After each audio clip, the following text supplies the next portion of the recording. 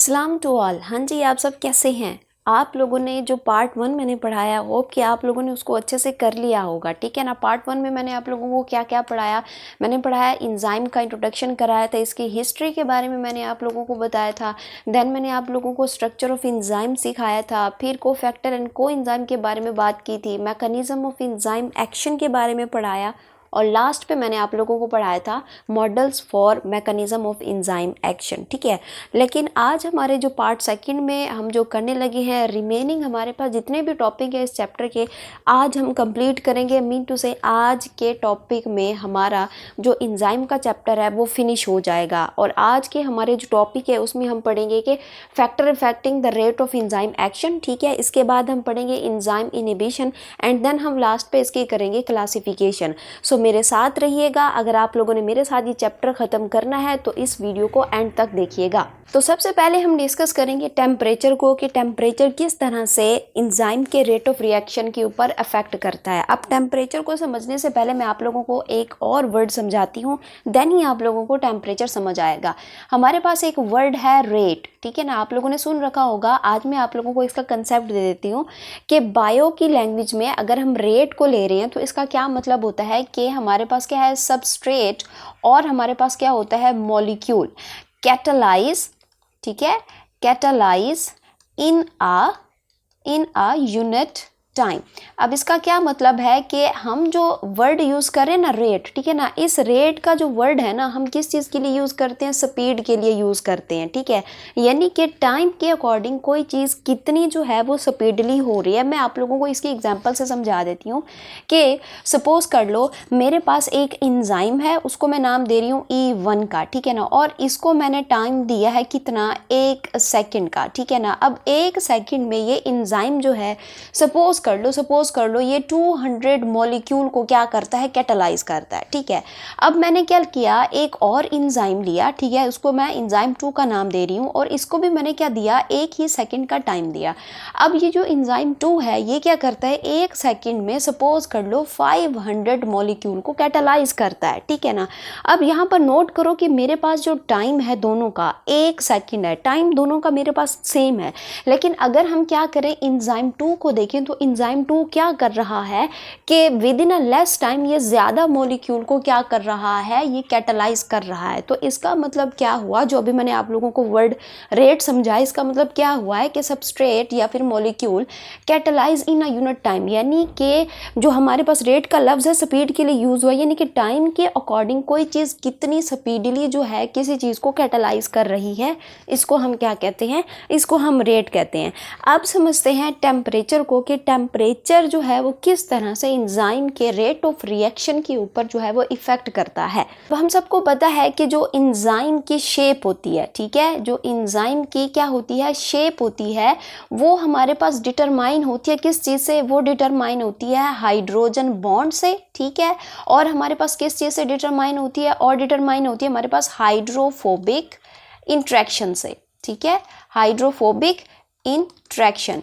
इन दोनों से क्या डिटरमाइन होती है, इन दोनों से एंजाइम की शेप डिटरमाइन होती है। अब ये जो शेप होती है ना, ये इजीली डिसरप्ट हो जाती है with the slide change of temperature, ठीक है। मीन टू से कि एंजाइम के रेट का टेम्परेचर के ऊपर क्या है, डायरेक्ट इफेक्ट है, डायरेक्ट इसका रिलेशन है टेम्परेचर के साथ, ठीक है। यानी कि अगर हम क्या करें, अगर हम टेम्परेचर को बढ़ाते हैं, ठीक है, तो हमारे पास रेट भी डबल होगा, यानी कि एंजाइम का जो हमारे पास क्या है कैटालिसिस रेट है वो भी क्या हो जाएगा, डबल हो जाएगा, ठीक है ना। चाहे अब ये कैसे होगा, अब ये हमारे पास रेट जो है टेम्परेचर बढ़ाने से डबल किस तरह से होगा, इस चीज़ को हम समझते हैं।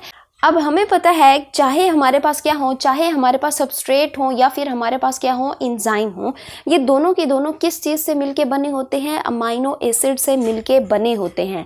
अगर तो हम क्या करेंगे, अगर तो हम टेम्परेचर को क्या करेंगे, बढ़ाएंगे, ठीक है ना, टेम्परेचर को बढ़ाएंगे तो इससे क्या होगा कि हमारे पास उनके मॉलिक्यूल्स क्या हैं, अमाइनो एसिड, अमाइनो एसिड के दरमियान में क्या बढ़ जाएगी, वाइब्रेशन बढ़ जाएगी, ठीक है ना। यानी कि उनके दरमियान में क्या बढ़ेगी, वाइब्रेशन बढ़ेगी। वाइब्रेशन के बढ़ने से क्या होगा कि उनके दरमियान क्या होगा कि चांसेस ऑफ रिएक्शन बढ़ जाएंगे, ठीक है, चांसेस ऑफ रिएक्शन क्या हो जाएंगे, चांसेस ऑफ रिएक्शन बढ़ जाएंगे। और जब चांसेस ऑफ रिएक्शन यहाँ पर बढ़ेंगे तो इट्स मीन क्या बढ़ रही है, यहाँ पर कोलिजन बढ़ रही है, यानी कि अमाइनो एसिड एक दूसरे से जो टकरा रहे थे पहले, अब वो ज़्यादा इंटेंसली एक दूसरे से क्या करेंगे, कोलिजन करेंगे। ठीक है, अब इससे होगा क्या कि जैसे ही ये कोलिजन करेंगे तो इससे हमारे पास क्या होगा कि मोर सबस्ट्रेट मॉलिक्यूल, ठीक है ना, मोर सबस्ट्रेट मॉलिक्यूल विल कैटलाइज।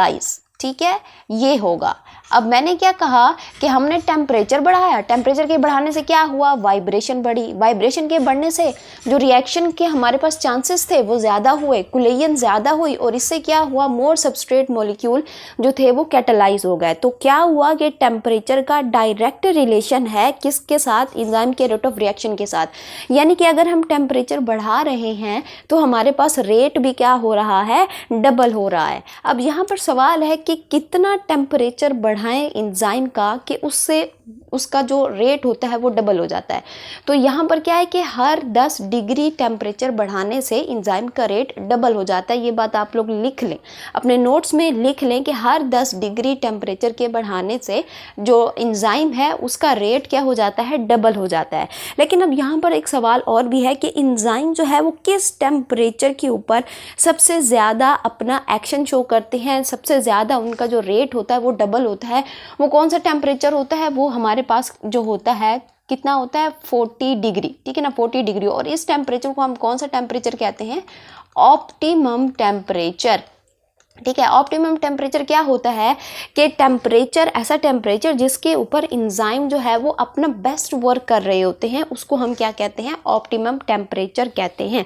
अब यहाँ पर इस चीज़ को जो है मैं आप लोगों को ग्राफ के थ्रू जो है वो समझाती हूँ कि देखो यहाँ पर एक तरफ हमारे पास क्या है, रेट ऑफ रिएक्शन है, यानी कि क्या है हमारे पास यहाँ पर जो सबस्ट्रेट के मॉलिक्यूल होंगे ना, ठीक है, उनके बारे में बताया जा रहा है कि यहाँ पर क्या है कि रेट ऑफ रिएक्शन है, और एक तरफ हमने क्या दिया हुआ है, टाइम दिया हुआ नीचे। ठीक है, अब क्या है कि यहाँ पर देखिए कि मेरे पास जब क्या था, जब ये 0 डिग्री के ऊपर था, यानी कि टेम्परेचर बिल्कुल कम था, तो यहाँ पर देखो कि मेरे पास क्या है कि प्रोडक्ट भी कम है, सबस्ट्रेट टूट ही नहीं रहा है। ठीक है ना, अब मैंने क्या किया कि ये देखो, ये मैंने इसको 10 तक किया। ठीक है, तो यहाँ पर देखें कि मेरे पास ये जो रेट है, ठीक है ना, ये क्या हो रहा है, ये बढ़ रहा है। ठीक है ना, अब सपोज करो ये 10 डिग्री हमने बढ़ाया, तो ये सपोज कर लो कि इसने 5 मॉलिक्यूल को कैटालाइज किया। अब ये क्या है कि 10 डिग्री और बढ़ाएंगे तो इसका रेट डबल होता जाएगा, यानी कि ये और ज़्यादा मॉलिक्यूल को क्या करता जाएगा, कैटालाइज करता जाएगा। अब यहाँ पर देखो कि जितना टेम्परेचर हम बढ़ाते चले जाएंगे हमारे पास रेट क्या होता चला जाएगा, डबल होता जाएगा। लेकिन असल बात तो ये है कि हर एक चीज़ की क्या होती है, लिमिट होती है, कि अगर सिर्फ टेम्परेचर को बढ़ाते जाएंगे, ठीक है ना, बढ़ाते ही जाएंगे तो कुछ ना कुछ तो होगा ना। ठीक है, अब ये तो नहीं है कि एंजाइम हर बारी के टेम्परेचर बढ़ाने को बर्दाश्त करते जाएंगे, नहीं, इनकी भी एक लिमिट होती है, ये एक लिमिट तक ही टेम्परेचर के बढ़ाने को बर्दाश्त कर सकते हैं।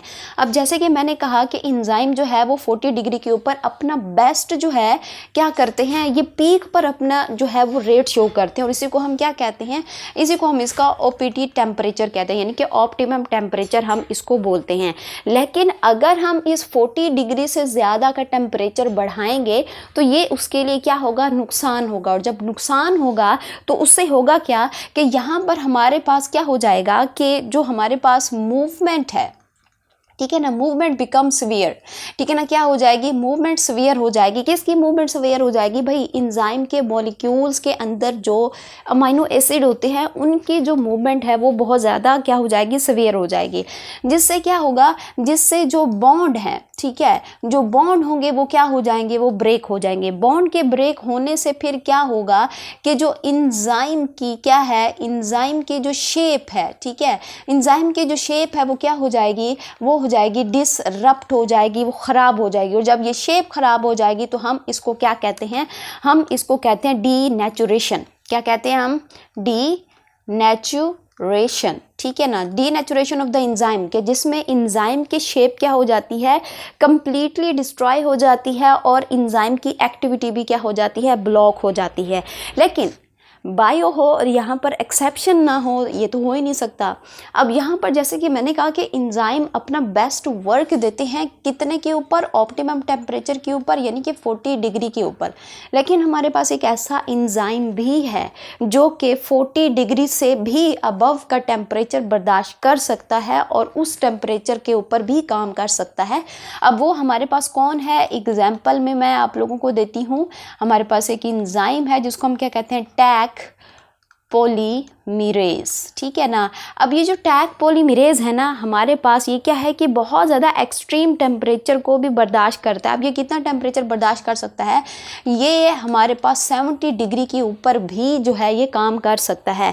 बेसिकली ये जो हमारे पास इंजाइम है ना टैक पॉलीमरेज, ये रहता है हमारे पास एक बैक्टीरिया में, और ये बैक्टीरिया हमारे पास कहाँ पर रहते हैं, हॉट स्प्रिंग्स में रहते हैं जिनका टेम्परेचर बहुत ज़्यादा होता है।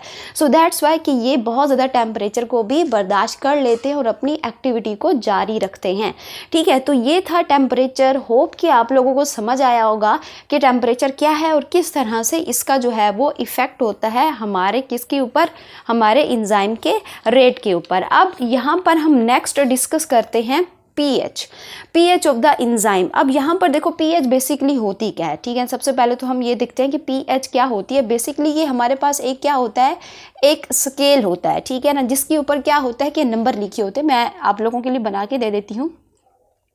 सपोज करो ये मेरे पास क्या है, एक स्केल है, इसके ऊपर आप लोगों को क्या मिलते हैं, नंबर लिखे हुए मिलते हैं, ठीक है ना। अब ये नंबर कितने होते हैं, 0 से लेकर 14 तक जो है ये नंबर लिखे हुए होते हैं, और यहाँ पर जो है ये मिड पॉइंट 7 होता है, ठीक है ना। अब यहाँ पर देखो कि ये जो स्केल है, पीएच जो स्केल है, ये हमें क्या बताता है कि कोई चीज़ जो है, कोई चीज़ कितनी एसिडिक, ठीक है, मैं लिख दूँ यहाँ पर, कोई चीज़ कितनी एसिडिक या फिर हमारे पास क्या है, बेसिक है, ठीक है। ये ग्राफ हमें यही बताता है कि कोई चीज़ कितनी एसिडिक है या फिर बेसिक है। अब अगर हम इस स्केल को देखें तो इस स्केल से हमें कैसे पता चलेगा कि कोई चीज़ एसिडिक है या बेसिक है। तो इसमें यहाँ पर जो है नंबर्स लिखे होते हैं, जो नंबर जो है वो डिटरमाइन करते हैं कि कोई चीज़ कितनी बेसिक है या एसिडिक है। कैसे कि अगर हम 0 से लेकर 7 की तरफ आते हैं, ठीक है ना, यानी कि हम किस साइड की बात कर रहे हैं, हम लेफ़्ट साइड की बात कर रहे हैं, ठीक है ना। लेफ़्ट साइड पे अगर हम जाते हैं, 7 से नीचे जाते हैं, ठीक है ना, 0 की तरफ, तो ये हमारे पास कौन सा होता है, ये हमें क्या बताता है कि स्केल किस तरह की जो है वो प्रॉपर्टी दे रहा है, एसिडिक, ठीक है, किस तरह की प्रॉपर्टी दे रहा है, एसिडिक। लेकिन अगर हम किस तरफ जाएं, 7 से आगे, ठीक है ना, ऑनवर्ड 14 की तरफ जाएं, यानी कि हम किस तरफ जाएं, हम राइट साइड पे जाएं, तो राइट साइड पे हमें ये क्या बताता है कि कोई चीज़ कितनी हमारे पास बेसिक है। और ये जो नंबर 7 है, नंबर 7 हमें क्या बताता है, नंबर 7 हमें बताता है कि ये जो है क्या है, ये न्यूट्रल है। न्यूट्रल मतलब क्या है कि ना तो वो चीज़ एसिडिक है और ना वो चीज़ क्या है, बेसिक है। अब बात करते हैं कि इंजाइम एक्टिविटी और पीएच में क्या रिलेशन है। देखो हम सबको पता है कि हर इंजाइम की ना अपनी अपनी ख़ास क्या होती है, पीएच होती है, ठीक है ना, जिसके ऊपर वो अपना बेस्ट वर्क करते हैं। जैसे कि मैंने पीछे आप लोगों से कहा कि इंजाइम जो है वो 40 डिग्री के ऊपर अपना मैक्सिमम वर्क जो है वो परफॉर्म कर रहे होते हैं। अब यहाँ पर पीएच की भी बात करें तो यहाँ पर पीएच में भी इंजाइम की, हर इंजाइम की, ठीक है ना, अपनी अपनी पीएच होती है और वो अपनी पीएच के ऊपर अपना बेस्ट वर्क परफॉर्म करते हैं। अब हमारी बॉडी में क्या होते हैं, सेल्स होते हैं, ठीक है, हमारी बॉडी में क्या है जी, सेल्स हैं। अब हमें पता है कि कुछ इंजाइम जो है वो सेल के अंदर काम कर रहे होते हैं, उनको हम क्या कहते हैं, उनको हम कहते हैं एंडो इंजाइम, ठीक है, उनको हम क्या कहते हैं, एंडो इंजाइम। और कुछ इंजाइम सेल के बाहर काम कर रहे होते हैं और उसको हम क्या कहते हैं, उसको हम कहते हैं एक्सो इंजाइम, ठीक है ना। अब यहाँ पर हम जो है, मैं आप लोगों को जो है वो पीएच आप लोगों को बता देती हूँ कि किस एंजाइम की कितनी पीएच होती है। और अब जो पीएच मैं आप लोगों को बताऊँगी ना, बेसिकली ये बहुत ज़्यादा इंपॉर्टेंट है एमसीक्यूज़ के अकॉर्डिंग। ये जो पीएच है, इन पीएच की हमारे पास क्या बन के आते हैं, एमसीक्यूज़ बनकर आते हैं, ठीक है ना, एग्जाम के अंदर, एमडीकैट के अंदर भी ये बहुत ज़्यादा इंपॉर्टेंट है और आप लोगों के एग्जाम पॉइंट ऑफ व्यू के अकॉर्डिंग भी बहुत ज़्यादा इंपॉर्टेंट है। मैं आप लोगों को यहाँ पर जो है वो बता देती हूँ कि किस एंजाइम की कितनी कितनी पीएच होती है। अब यहाँ पर देखिए कि मेरे पास क्या है कि मेरे पास एक एंजाइम है पेप्सिन, ठीक है ना। अब पेप्सिन की हमारे पास जो क्या है जी, पीएच है, ठीक है ना, आप लोग देख रहे हो ठीक है। जो पेप्सिन है उसकी जो पीएच है कितनी है 1.1 से लेकर 1.6, ये पेप्सिन है, ठीक है ना। अब देखो ये 2 के ऊपर ये पीक पे है, यानी कि इसकी जो हमारे पास पेप्सिन की जो पीएच रहेगी वो कितनी रहेगी, वो 1.1 से 1.6 तक रहेगी, ठीक है ना।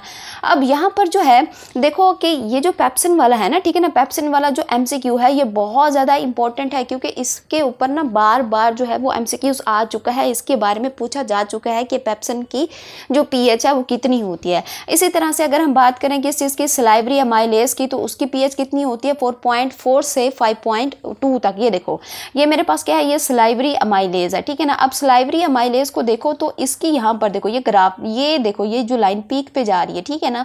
अब ये कितनी है, ये 4.6 से 5.2 तक ये अपना बेस्ट वर्क देता है। इसी तरह से सुक्रेज की बताई हुई है कितनी होती है 6.2 है। इसी तरह से यहाँ पर इस ग्राफ में देखिए कि पैंक्रियाटिक लाइपेज है, यहाँ पर पैंक्रियाटिक लाइपेज की जो पीएच है, ठीक है ना, वो कितनी होती है 6.7 से हमारे पास 7.0 तक होती है, ठीक है ना। ये देखो ये क्या है कि अपना बेस्ट वर्क परफॉर्म कर रहे होते हैं। इसी तरह से हमारे पास कैटालेज की है 7.0 है, यूरेज है 7.0, इन दोनों की सेम है।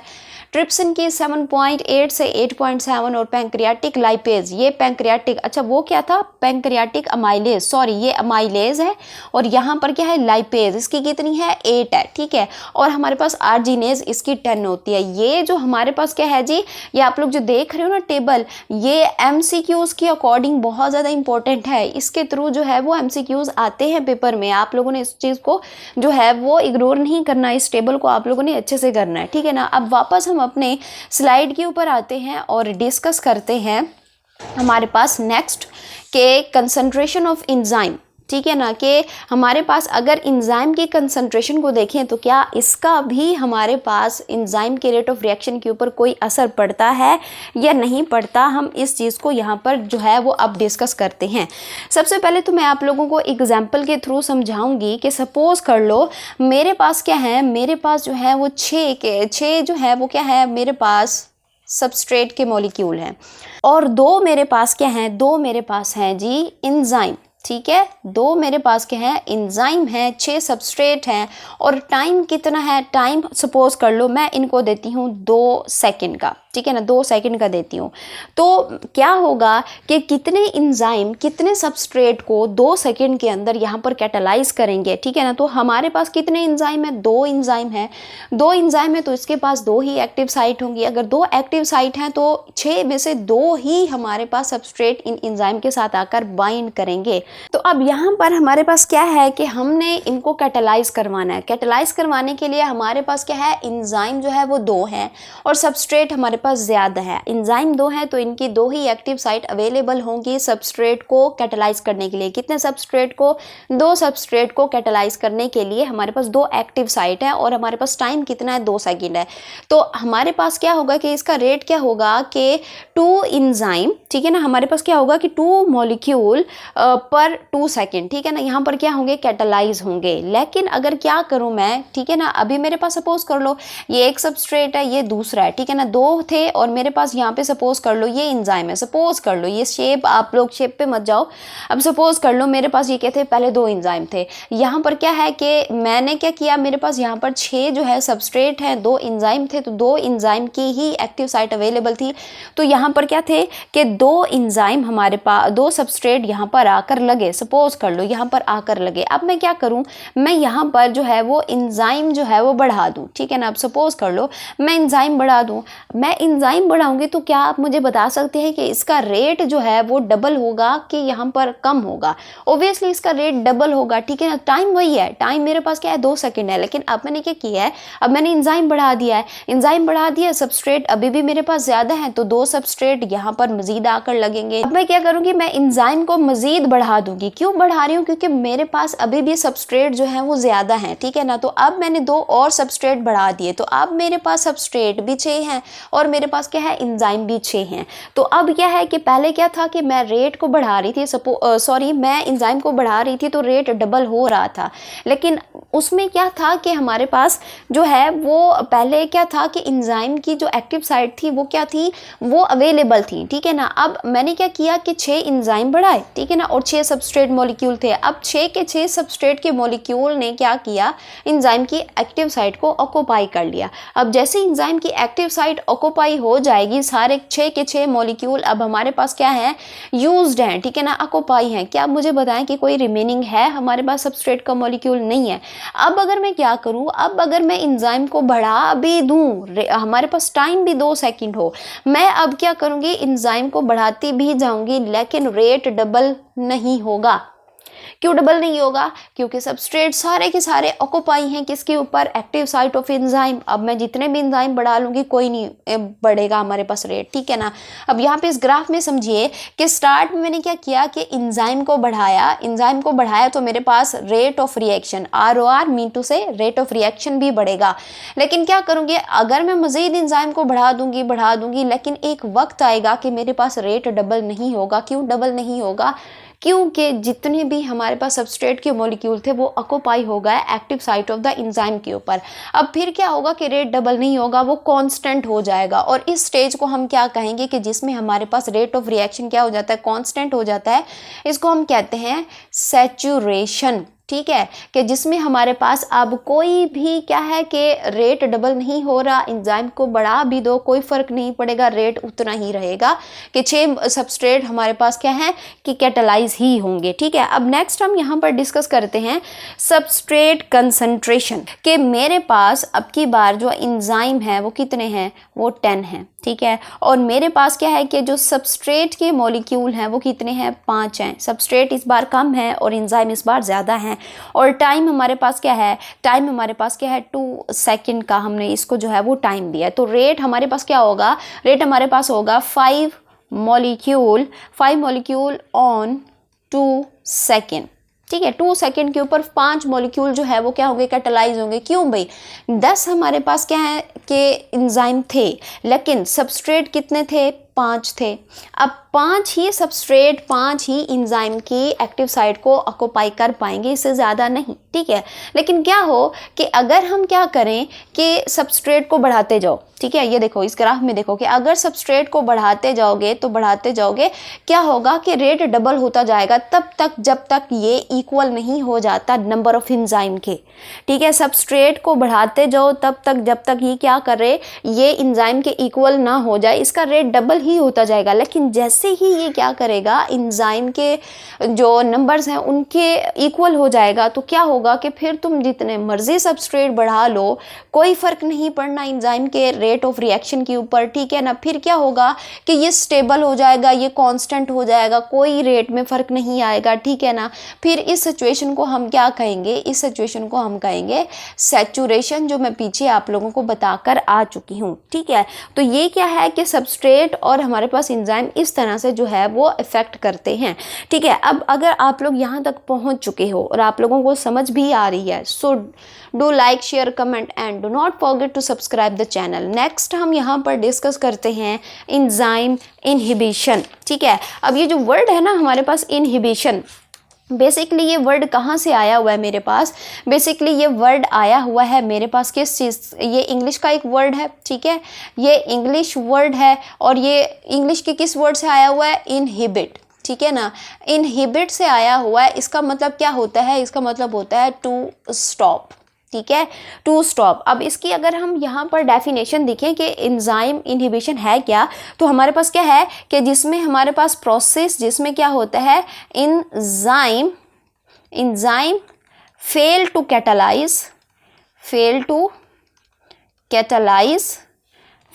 कैटालाइज अ रिएक्शन, ठीक है। इसको हम क्या कहते हैं, एंजाइम इनहिबिशन कहते हैं। मतलब क्या कि एंजाइम जो है अपना एक्शन जो है वो क्या कर देते हैं, स्टॉप कर देते हैं। अब एंजाइम अपना रिएक्शन जो है वो स्टॉप क्यों करते हैं, why does enzyme stop their action, क्यों करते हैं, इसकी जो हमारे पास रीज़न है, ठीक है ना, वो रीज़न क्या है कि यहाँ पर हमारे पास क्या आएगा, एक केमिकल सब्सटेंस होगा। क्या होगा जी, एक केमिकल सब्सटेंस होगा, ठीक है ना। उस केमिकल सब्सटेंस को हम क्या कहते हैं, इनहिबिटर, ठीक है, इनहिबिटर हम उसको बोलते हैं। अब इनहिबिटर जो है ये क्या करता है, जैसे ही इंजाइम के साथ लगता है इंजाइम का एक्शन बिल्कुल स्टॉप हो जाता है। अब इनहिबिटर जो है वो क्या क्या हो सकते हैं, कौन कौन सा हमारे पास केमिकल सब्सटेंस हो सकता है। इट मे बी साइनाइड्स, ठीक है, ये साइनाइड्स हो सकते हैं। और क्या हो सकता है, ये एंटीबॉडी हो सकती है, ठीक है, एंटीबॉडीज़ हो सकती हैं। और ये क्या हो सकती हैं, ये एंटी मेटाबोलाइट्स हो सकती हैं, ठीक है, मेटाबोलाइट्स हो सकती हैं। और ये क्या हो सकते हैं, और ये पेनिसिलिन हो सकती है, ठीक है, पेनिसिलिन हो सकती है। नेक्स्ट हमारे पास ये क्या हो सकते हैं कि ये सल्फा ड्रग्स हो सकते हैं। तो ये सारी चीज़ें जो हैं अगर इंजाइम के साथ आकर लगेंगी तो इससे क्या होता है कि इंजाइम जो है अपनी एक्टिविटी स्टॉप कर देता है, उसका रेट जो है वो ख़त्म हो जाता है, बंद हो जाता है, प्रोडक्ट की कन्वर्जन नहीं होती, ठीक है ना। जो सबस्ट्रेट आकर लगेगा इंजाइम से फिर वो कन्वर्ट नहीं हो पाएगा किस चीज़ में, प्रोडक्ट में, ठीक है ना। अब यहाँ पर हम डिस्कस कर लेते हैं किस चीज़ को, टाइप्स ऑफ इनहिबिटर, ठीक है। यहाँ पर मैं आप लोगों को बताऊँ टाइप्स ऑफ इनहिबिटर, ठीक है ना। आई लिख रही हूँ, इसका मतलब क्या है, इनहिबिटर है। अब यहाँ पर हमारे पास क्या होता है, दो टाइप होती है इनहिबिटर की, ठीक है ना। पहली जो है उसको हम क्या कहते हैं, उसको हम कहते हैं इरिवर्सिबल, ठीक है, इरिवर्सिबल यानी कि हमारे पास ऐसा इनहिबिटर है कि जब वो इंजाइम के साथ आकर लगेगा तो ये रिलीज़ नहीं हो सकेगा इंजाइम से, ठीक है ना। अब ये किस तरह से हमारे पास इंजाइम के साथ बॉन्ड बनाता है, कैसा बॉन्ड होता है और इंजाइम के साथ क्या क्या करता है, यहाँ पर मैं आपको बता देती हूँ कि ये क्या करता है। ये सबसे पहले अगर आकर अटैच होगा तो ये किस तरह से अटैच होता है, ये स्ट्रॉन्गली अटैच होता है किस चीज़ से, इंजाइम से, ठीक है ना। नेक्स्ट अगर हम इसके बॉन्ड की बात करें कि जब ये अटैच हो जाएगा तो ये इंजाइम के साथ एक बॉन्ड बनाता है, उस बॉन्ड को हम क्या कहते हैं, कोवलेंट बॉन्ड, ठीक है। कौन सा बॉन्ड बनाएगा वो कोवलेंट बॉन्ड बनाएगा। अच्छा, अब ये जो हमारे पास क्या है कि अगर ये बाइंड कर जाता है किस चीज़ के साथ, इंजाइम के साथ, तो इंजाइम की जो हमारे पास क्या होती है, शेप होती है, ठीक है ना। उस शेप को ये क्या कर देगा, उस शेप को ये डिसरप्ट कर देगा, नो गेन ऑफ शेप, ठीक है। फिर हमारे पास क्या होगा कि जो इंजाइम की शेप है ना वो गेन नहीं होगी। अगर ये डिसरप्ट हो चुकी है तो ये बिल्कुल डिसरप्ट हो जाएगी, ये दोबारा अपनी शेप को गेन नहीं कर सकेगा। और इससे क्या होगा कि इससे हमारे पास क्या होगा कि जो एक्टिव साइट होगी इंजाइम की वो क्या हो जाएगी, वो ब्लॉक हो जाएगी। और अगर एक्टिव साइट ब्लॉक हो जाएगी तो इंजाइम जो है, इंजाइम काम नहीं कर पाएंगे, ठीक है, इंजाइम काम नहीं कर पाएंगे, ठीक है। तो ये सब कुछ होता है अगर इरिवर्सिबल इनहिबिटर इंजाइम के साथ आकर क्या कर लेता है, बाइंड कर लेता है।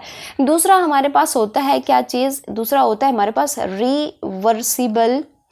रिवर्सिबल इनहिबिटर, यानी कि ऐसा इनहिबिटर कि जो अगर अटैच हो जाए इंजाइम के साथ तो ये रिमूव हो सकता है।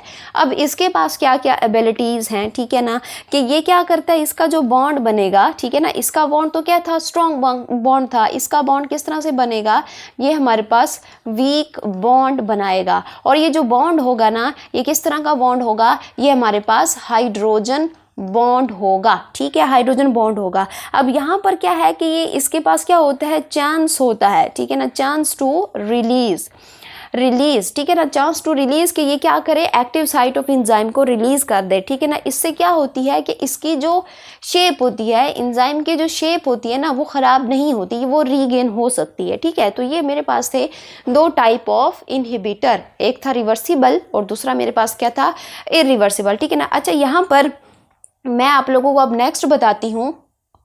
चले, यहाँ पर स्लाइड नहीं है, सो पहले मुझे स्लाइड ऐड करने दें, ठीक है।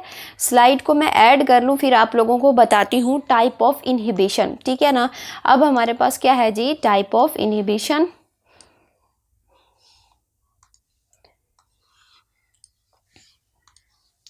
चलें जी, अब यहाँ पर हम डिस्कस करते हैं टाइप्स ऑफ इनहिबिशन, ठीक है, टाइप्स ऑफ इनहिबिशन, ठीक है। पहले हमने किसकी टाइप पढ़ी थी, इनहिबिटर की टाइप पढ़ी थी। अब हम किसकी पढ़ेंगे, इनहिबिशन की टाइप पढ़ेंगे। तो उसमें पहले हमारे पास क्या आती है, कॉम्पिटिटिव इनहिबिटर। पहली मेरे पास क्या है जी, कॉम्पिटिटिव कॉम्पिटिटिव इनहिबिशन। अच्छा, इस इनहिबिशन में क्या होता है, बेसिकली हमारे पास इसमें कंपटीशन चलता है। कंपटीशन कैसे चलता है कि इसमें हमारे पास सबस्ट्रेट और इनहिबिटर के दरमियान में कंपटीशन चलता है। देखो सपोज कर लो मेरे पास ये एक एंजाइम है, ठीक है, ये एक एंजाइम है। अब देखो इसकी एक्टिव साइट इस शेप की है, ठीक है। अब क्या करना है कि हमने इसके साथ, इस एक्टिव साइट के साथ हमने सबस्ट्रेट को यहाँ पर अटैच करवाना है। अब सपोज कर लो कि मेरे पास एक्टिव साइट ये थी, ठीक है ना। अब मेरे पास सबस्ट्रेट की शेप बिल्कुल ऐसे है, ठीक है ना। अब यहाँ पर क्या है कि मेरे पास ये एक और मॉलिक्यूल है जिसको मैं क्या नाम दे रही हूँ, इनहिबिटर का नाम दे रही हूँ। अब सबस्ट्रेट और इनहिबिटर में यहाँ पर कंपटीशन चलेगा। क्यों चलेगा? क्योंकि आप लोग अगर इनहिबिटर की आप लोग शेप देखो तो ये मिलती जुलती है किससे? सबस्ट्रेट से।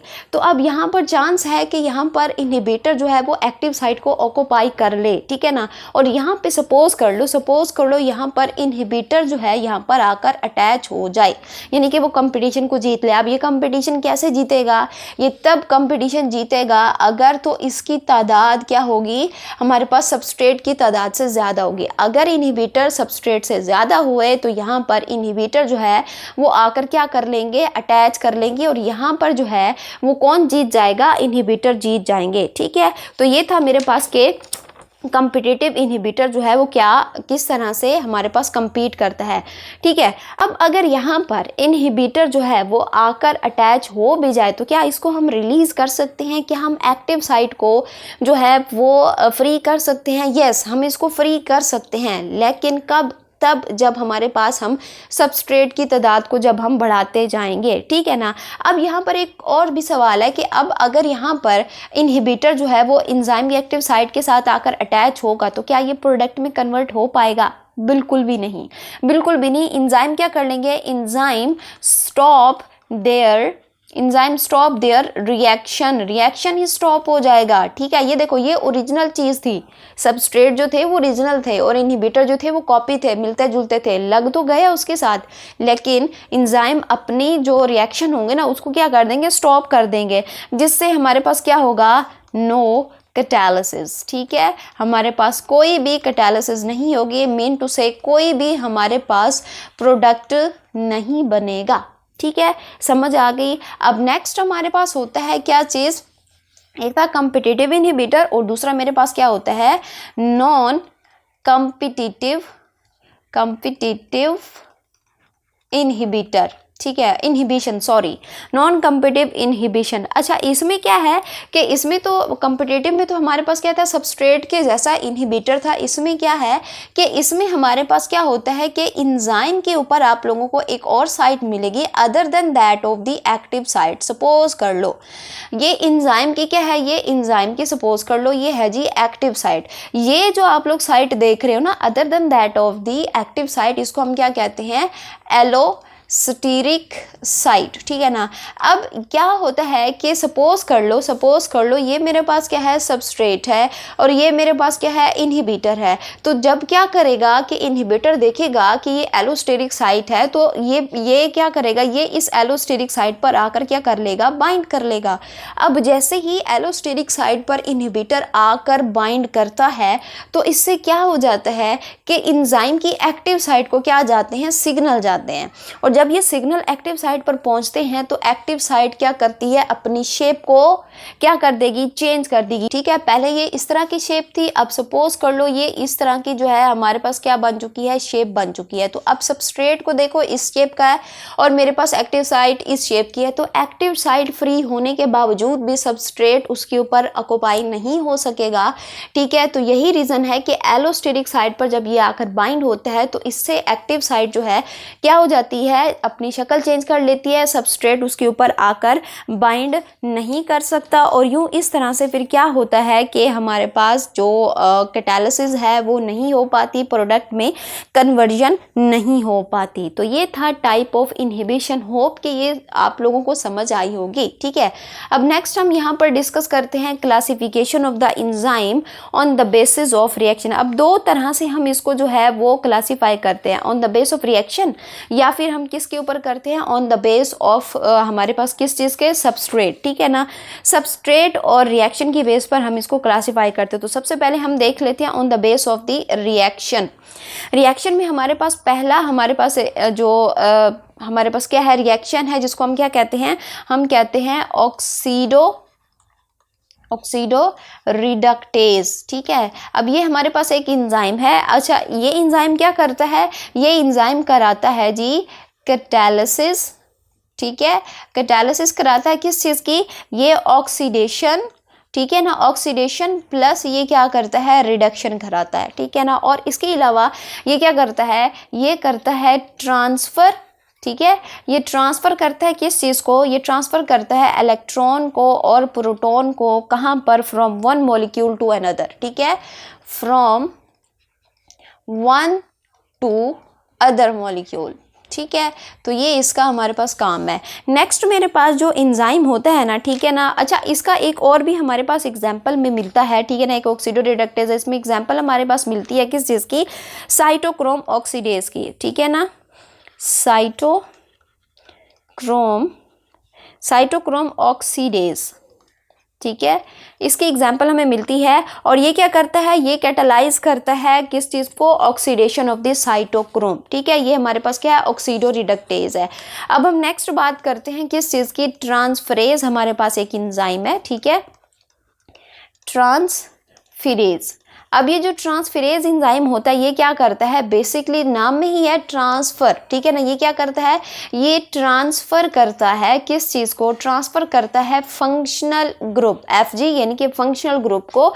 जैसे कि हमारे पास कौन कौन सा फंक्शनल ग्रुप हो सकता है, जैसे कि हमारे पास क्या है, मीथेन है, ठीक है ना, इसी तरह से अमाइनो ग्रुप है, ठीक है ना, इसी तरह से फॉस्फेट है। ये इनको क्या करता है, ट्रांसफ़र करता है। जैसे कि हमारे पास एक एंजाइम है, एग्जाम्पल ले लेते हैं, जैसे कि हमारे पास क्या है, हेक्सोकाइनेज, हमारे पास कौन सा एंजाइम है, हेक्सोकाइनेज एंजाइम है। ये ट्रांसफर करता है क्या चीज़, फॉस्फेट ग्रुप को ये ट्रांसफर करता है कहाँ पर, एटीपी के ऊपर, ठीक है ना। एटीपी को ये क्या करता है, ट्रांसफर करता है ताकि इससे क्या बन सके, ग्लूकोज बन सके, ठीक है। तो ये है। अच्छा, नेक्स्ट मेरे पास एंजाइम है, ठीक है ना, on the base of reaction, जिसको हम क्या कहते हैं, हाइड्रोलेज, हाइड्रोलेज।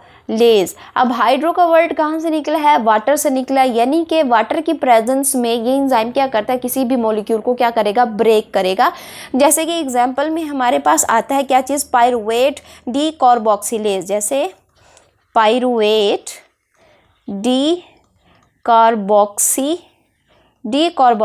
ये क्या करता है, ये जो हमारे पास क्या होता है, पायरुविक एसिड होता है। जब हमारे पास क्या हो रही होती है, फर्मेंटेशन हो रही होती है, जब ग्लूकोज बनता है, ग्लूकोज टूटेगा पायरुविक एसिड में, ठीक है ना।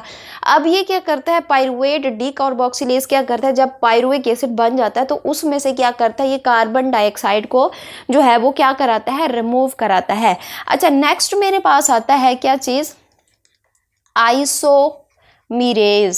अच्छा, ये एंजाइम क्या करता है कि this enzyme rearrange atom within a molecule to form an isomer, यानी कि एक मॉलिक्यूल के एटम्स की पोजीशन को ही चेंज करना, जिससे उसका क्या हो जाए, स्ट्रक्चर चेंज हो जाए। तो इसको हम क्या कहते हैं, इसको हम कहते हैं आइसोमीरेज एंजाइम, ठीक है। नेक्स्ट मेरे पास आता है क्या चीज़, नेक्स्ट मेरे पास आता है जी लाइगेज, ठीक है। लाइगेज का दूसरा नाम हमारे पास क्या होता है, सिंथेज एंजाइम। ये क्या करता है, ये join two molecule together using energy from ATP. इसमें हमारे पास एग्जांपल किस चीज़ की आ जाती है, एग्जांपल आ जाती है पॉलीमरेज की, ठीक है। अब हमारे पास आप लोग कहेंगे कि ये बोरिंग सा टॉपिक आ गया, बिल्कुल ये बोरिंग सा टॉपिक है, क्योंकि बायो के अंदर बहुत सारे टॉपिक आप लोगों को ऐसे मिलेंगे जो फैक्ट बेस हैं, जो जिस तरह से लिखे हैं आप लोगों ने उनको ऐसे ही याद करना है, ठीक है ना। उसमें कोई रॉकेट साइंस नहीं दी होती, बस आप लोगों की मजबूरी है, आप लोगों ने एक रिएक्शन चलाना है जिसको हम क्या कहते हैं, रट्टाफिकेशन। रट्टाफिकेशन के थ्रू आप लोगों ने जो है वो क्या करना होता है, उस टॉपिक को याद करना होता है एज इट इज़, जैसे बुक में लिखा है, ठीक है। ये तो थे हमारे पास क्या चीज़, classification on the base of reaction. अब हम यहाँ पर डिस्कस करते हैं हमारे पास क्या है, classification on the base of substrate. जैसे कि हमारे पास क्या है, एक एंजाइम है जिसको हम क्या कहते हैं, प्रोटीएज। प्रोटीएज वर्ड जो है आप लोगों को इंडिकेशन दे रहा होगा ये किससे निकला है, प्रोटीन से निकला है, ठीक है। ये किससे निकला है, प्रोटीन से निकला है। तो ये किसको कैटालाइज करेगा, प्रोटीन को, ठीक है ना। आप सपोज कर लो ये किस तरह से कैटालाइज करेगा, ये मेरे पास एक लंबी सी चेन है, किस चीज़ की, हमारे पास अमाइनो एसिड की चेन है। इसको मैं नाम क्या दे रही हूँ, ये मेरे पास क्या है कि लार्ज पॉलीपेप्टाइड, ठीक है। ये मेरे पास क्या है, लार्ज पॉलीपेप्टाइड चेन है, ठीक है ना। इसको कन्वर्ट किया जाता है किस चीज़ में, स्मॉल पॉलीपेप्टाइड चेन के अंदर, ठीक है ना। इस स्मॉल पॉलीपेप्टाइड चेन से फिर इसको किस में कन्वर्ट किया जाता है, यहाँ पर अमाइनो पेप्टाइडेज के अंदर, सॉरी अमाइनो पेप्टाइड के अंदर, ठीक है। ये क्या होगा, अमाइनो पेप्टाइड के अंदर इसको जो है वो कन्वर्ट किया जाएगा। अमाइनो पेप्टाइड से फिर एक एंजाइम जिसका नाम क्या है, इरिप्सन, ठीक है। इरिप्सन के थ्रू इसको किस में कन्वर्ट किया जाएगा, डाईपेप्टाइड से। डाईपेप्टाइड से फाइनली इसको किस में कन्वर्ट किया जाएगा, अमाइनो एसिड से। यानी कि हम अगर इस एंजाइम को देखें तो ये किस पे काम कर रहा है, प्रोटीन के अंदर काम कर रहा है, ठीक है ना। कि ये क्या करेगा कि जितने भी आप लोगों को प्रोटीन मिलेंगे उसको कम्प्लेक्स से सिंपल फॉर्म, यानी कि वो जिस चीज़ से बनी है उसी के अंदर उसको कन्वर्ट करेगा। हमें पता है किस चीज़ से मिलकर बनी होती है, अमाइनो एसिड से। तो ये अमाइनो एसिड से इसको क्या करेगा, कन्वर्ट करवा देगा। अच्छा, नेक्स्ट मेरे पास एंजाइम आता है जिसको हम क्या कहते हैं, लाइपेज। नाम से जाहिर है लाइपेज का वर्ड कहाँ से निकला है, ये लिपिड से निकला है। तो ये लिपिड को क्या करेगा, कैटालाइज करेगा और इसको फैटी एसिड प्लस हमारे पास ग्लाइसिरोल के अंदर कन्वर्ट करेगा। फैटी एसिड और ग्लाइसिरोल बेसिकली हमारे पास क्या है कि ये फंक्शनल यूनिट होता है किस चीज़ का, लिपिड का। तो उसको सिंपल फॉर्म के अंदर कन्वर्ट करेगा। लिपिड एक बड़ा मॉलिक्यूल है, फैटी एसिड और ग्लाइसिरोल उसके छोटे छोटे कंपोनेंट है, छोटे छोटे उसके यूनिट है। नेक्स्ट मेरे पास आता है क्या चीज़, कार्बोहाइड्रेज, ठीक है। नेक्स्ट मेरे पास है कार्बोहाइड्रेट्स, किसके ऊपर जो है काम करेगा, ये करेगा कार्ब्स के ऊपर, यानी कि कार्बोहाइड्रेट के ऊपर काम करेगा। अब कैसे कि अगर मुझे कार्बोहाइड्रेट में मिलेगा अमाइलेज, ठीक है। अमाइलेज जो है, अमाइलेज एंजाइम है, ठीक है ना। ये किसके ऊपर एक्ट करेगा, ये एक्ट करेगा स्टार्च के ऊपर और उसको किस में कन्वर्ट कर देगा, माल्टोज में, ठीक है, माल्टोज में। इसी तरह से एक और एंजाइम है मेरे पास जिसका नाम क्या है, सेलुलेज, ठीक है। सेलुलेज किसके ऊपर काम करेगा, ये काम करेगा डाइसैकेराइड के ऊपर, ठीक है। डाइसैकेराइड के ऊपर काम करेगा और इसको कन्वर्ट कर देगा किस चीज़ में, ग्लूकोज के अंदर कन्वर्ट कर देगा, ठीक है ना। इसी तरह से मुझे एक और एंजाइम मिलता है जिसका नाम क्या है, माल्टेज एंजाइम। किसके ऊपर काम करेगा, माल्टोज के ऊपर काम करेगा, ठीक है ना। और माल्टोज को कन्वर्ट कराएगा किस चीज़ के अंदर, हमारे पास किस चीज़ में, ग्लूकोज के अंदर, आपको पता है, ठीक है। नेक्स्ट मेरे पास आता है जी सुक्रेज, ठीक है। अब ये किसके ऊपर एक्ट करेगा, ये हमें पता है किसके ऊपर करेगा इफेक्ट, सुक्रोज के ऊपर, ठीक है। और इसको कन्वर्ट करेगा किस चीज़ में, ग्लूकोज प्लस यहाँ पर फ्रक्टोज के अंदर। और नेक्स्ट हमें मिलता है क्या चीज़, लैक्टोज, ठीक है ना। लैक्टोज क्या करता है कि ये किसके ऊपर काम करेगा, ये करेगा लैक्टोज पे और इसको कन्वर्ट कराएगा किस चीज़ में, ग्लूकोज प्लस हमारे पास किस चीज़ में कन्वर्ट कराएगा, गलैक्टोज में, ठीक है। गलैक्टोज में इसको कन्वर्ट करवाएगा।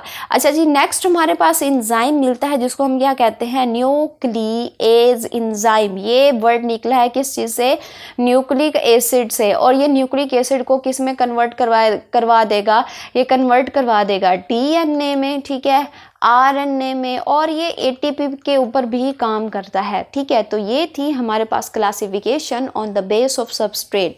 प्रोटीन भी हो सकती है, लिपिड भी हो सकती है, कार्बोहाइड्रेट भी हो सकती है और न्यूक्लिक एसिड भी हो सकता है। तो उनके अकॉर्डिंग उनके ऊपर काम करने वाले एंजाइम हमारे पास प्रोटीएज है, लाइपेज है, न्यूक्लिएज है और कार्बोहाइड्रेज हैं, ठीक है ना। होप कि आप लोगों को जो है ये लेक्चर समझ आया होगा। अगर समझ आया है, do like, share, comment and do not forget to subscribe the channel. Thank you, अल्लाह हाफिज़।